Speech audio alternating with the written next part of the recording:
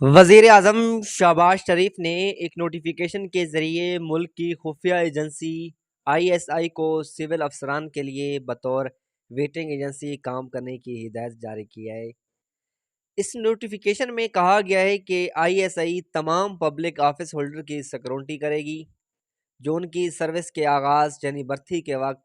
حساس عہدوں پر تعیناتی، تبادلوں اور ترقی کے لیے درکار ہوگی۔ انٹیلیجنس بیورو کے سابق ڈپٹی ڈائریکٹر جنرل نوید الہی کہتے ہیں کہ وزیراعظم کا یہ فیصلہ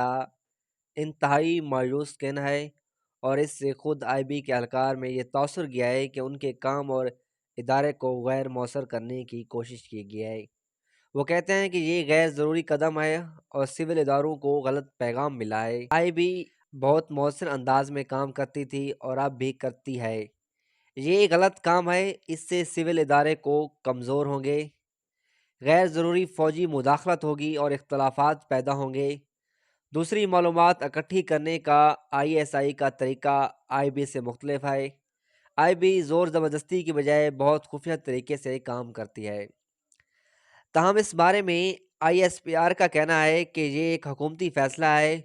اور وہی اس بارے میں بہتر رائے دے سکتے ہیں کہ انہوں نے ایسا کیوں کیا۔ جب حکومتی ترجمان سے رابطے کے باوجود جواب نہیں دیا گیا، خیال رہے کہ آئی ایس آئی کی بنیادی ذمہ داری ملک کی مسلح افواج کا عملی اور نظراتی تحفظ یقینی بنانا ہے، جس کا اظہار اس ادارے کے نام یعنی انٹر سروسز انٹیلیجنس سے عیاں ہوتا ہے۔ آئی ایس آئی میں سویلین بھی اعلیٰ عہدوں پر فیض ہیں، لیکن وہ اس ادارے کی تنظیمی ڈھانچے میں غلبہ یا طاقت نہیں رکھتے۔ آئی ایس آئی کے تنظیمی ڈھانچے میں فوج کا غلبہ زیادہ ہے، اگرچہ بحریہ اور فضائیہ سے تعلق رکھنے والے افسران بھی تنظیم کا حصہ ہیں۔ دفاعی تجزیہ کار امجد شعیب سمجھتے ہیں کہ اس کی وجہ خود وزیراعظم کی خواہش بھی ہو سکتی ہے اور جی ایچ کیو کا مطالبہ بھی۔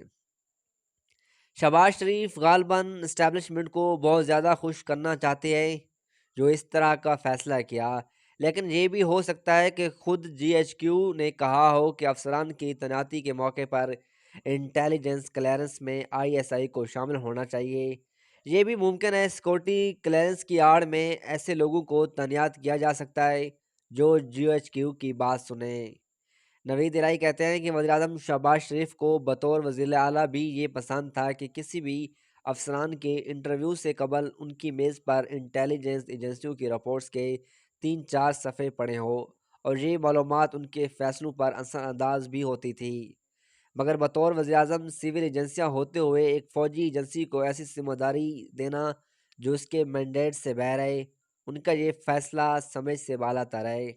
لیفٹیننٹ جنرل ریٹائر امجد شعیب کے مطابق اس نوٹیفیکیشن کے بعد اب آئی ایس آئی کے فیصلہ سازی کے عمل میں شامل ہو جائے گی۔ معلومات پہلے بھی دی جاتی تھی مگر آئی ایس آئی فیصلہ سازی نہیں کرتی تھی، مگر اب تو کسی بھی شخص کی تعیناتی اے ایس آئی کی کلیئرنس کی پابند ہوگی، اس لیے سول سپرمیسی متاثر ہونے کا